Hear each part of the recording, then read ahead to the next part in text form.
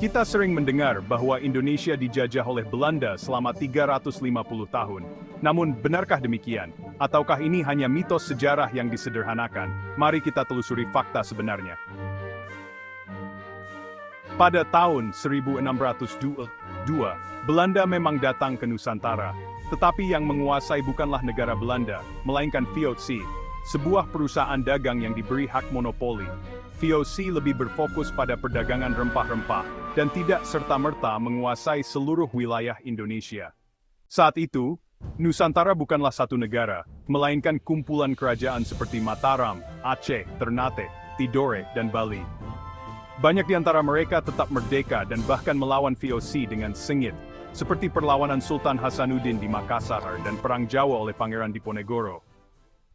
VOC sendiri mengalami kebangkrutan pada tahun 1799, dan wilayah yang dikuasainya diambil alih oleh pemerintah Belanda.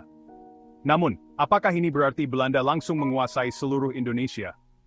Tidak juga. Faktanya, Belanda baru mulai melakukan ekspansi besar-besaran pada abad ke-19, lewat Perang Diponegoro dari tahun 1825 hingga 1830, Perang Aceh dari tahun 1873 hingga 1904, dan penaklukan Bali dari tahun 1846 hingga 1908.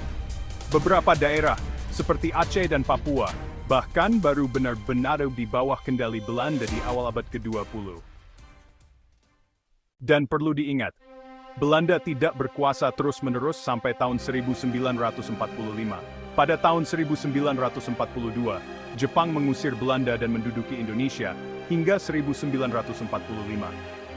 Jadi, jika kita hitung, Belanda secara efektif hanya menguasai sebagian besar wilayah Indonesia selama kurang dari 150 tahun, bukan 350 tahun.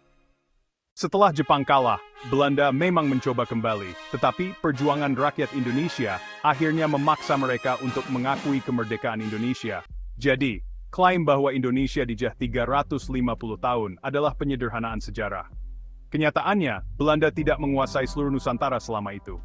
Informasi ini penting kita memahami sejarah dengan lebih akurat. Bagaimana menurut kalian? Apakah ada fakta lain yang perlu ditambahkan? Tulis di kolom komentar, dan jangan lupa subscribe untuk konten sejarah menarik lainnya.